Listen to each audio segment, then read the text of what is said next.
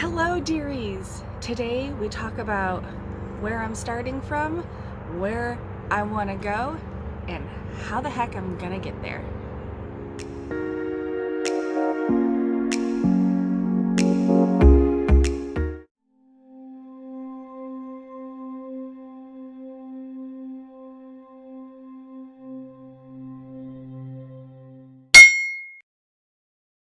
Hello, I'm LaFay. Thank you so much for being here and joining me in my bohemian tent in the backyard. I hope you don't mind suburban soundtrack. Today we're going to be talking about why I'm here on YouTube documenting this adventure. Little bit of a disclaimer is that I am trying very hard not to think of myself as a before and an after. To me, that seems much too linear of a way of thinking, because when you're trying to lose weight and shrink your body, you don't start from here and make a straight beeline over here to this magical goal that never changes. That's absolutely not the way it works. It's very much like that success meme that you see where it's like, success does not look like this. Success looks like this. And right now, totally right in this area. That's my disclaimer. I'm very much not going to be thinking of myself as a before and an after. However, I do think of myself as a past, a present, and a future. My past is what it is. We'll talk about some of it, but I'm not going to let it define right now. Right now is all we have, right? I'm living in right now and I'm appreciating every moment. This is definitely something I've had to work on the past couple of years. So we are right now, and I have a clear picture of how I want the future to end up, and I am going to work my butt off to make that happen. Something else. It's a little bit cliche. It's the way I live my life.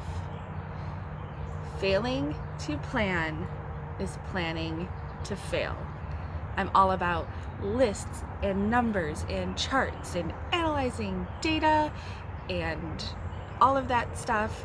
In fact, right now in front of me, I have 2 notebooks because every notebook has a different job. So there's lots of plans and lists and things all involved with that. Before I share the juicy numbers and the part that people on the internet want to know, like, how fat are you? I'll share that in a minute. First, I want to start off with what some of the concerns are in health-wise that have solidified that right now is when I need to get my act together.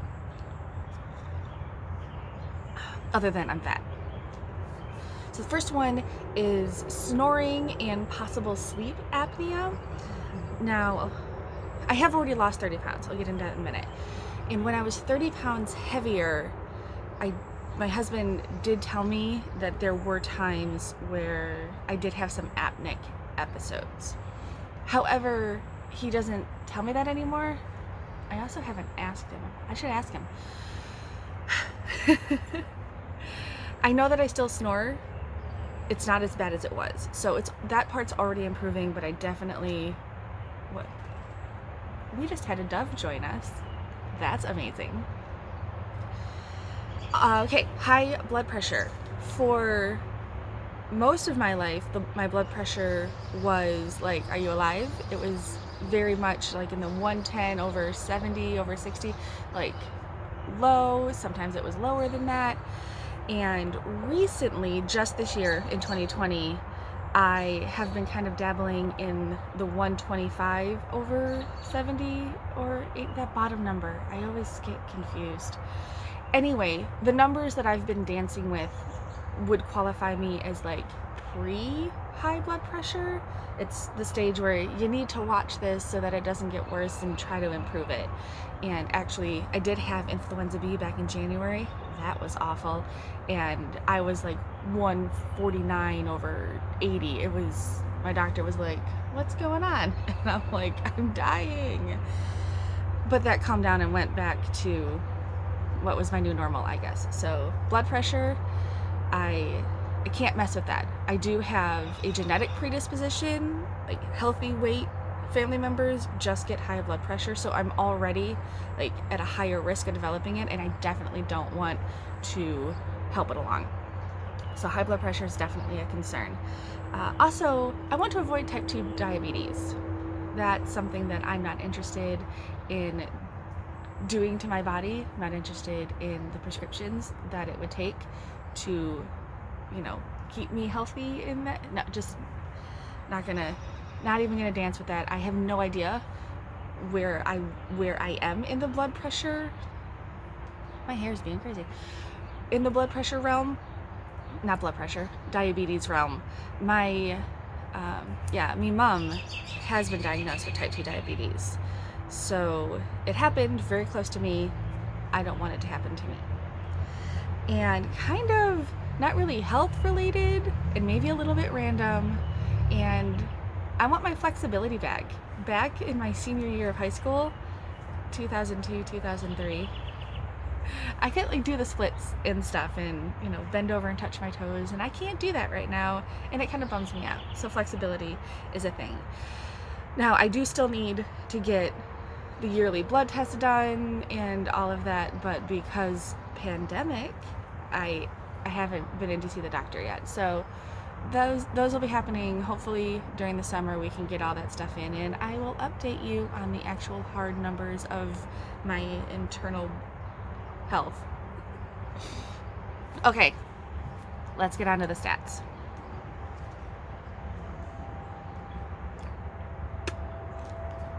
My age, I am 34. So mid-30s. Why did it take me so long? Jeez, LaFay, what are you doing? I am 5'5".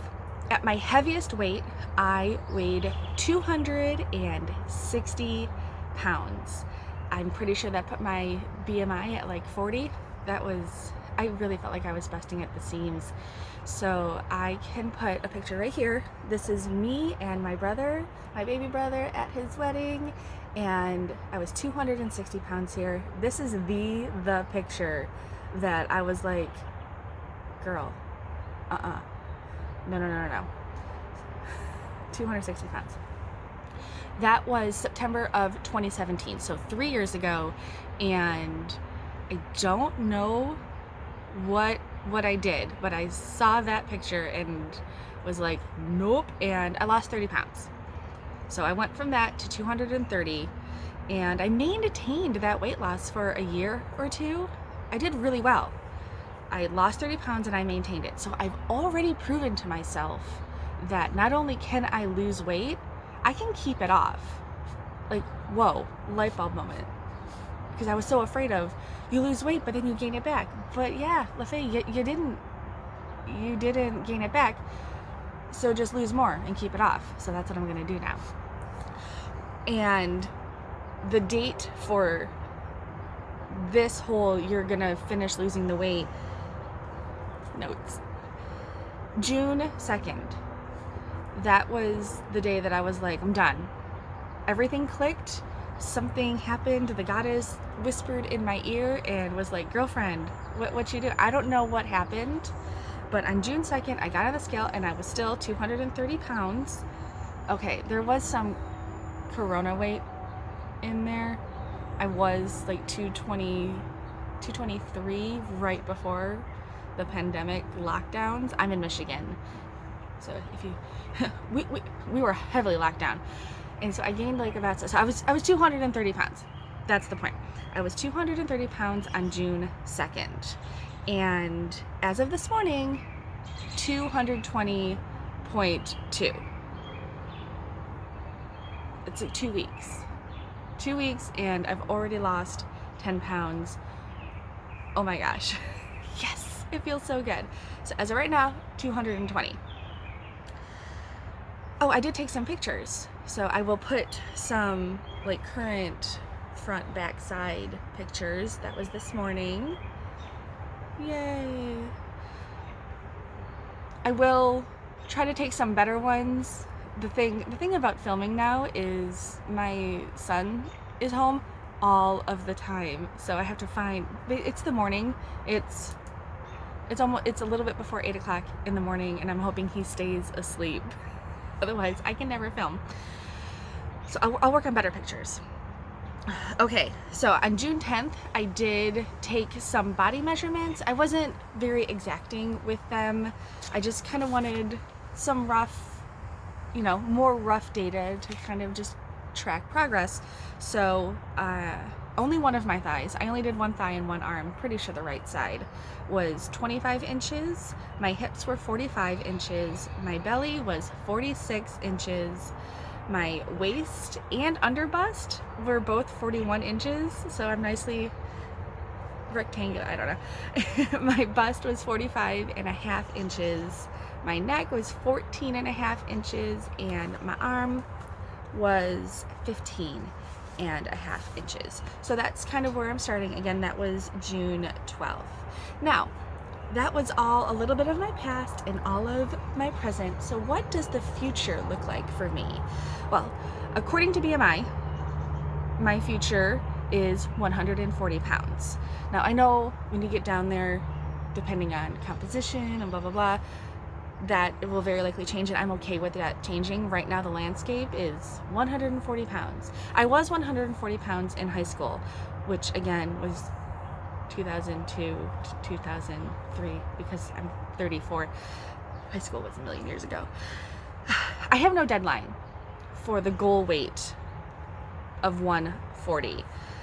However, I do have like a first mini goal, and that is to be 199 pounds, in Wonderland, by the time I turn 35. I am basically refusing to be 35 and be over 200 pounds.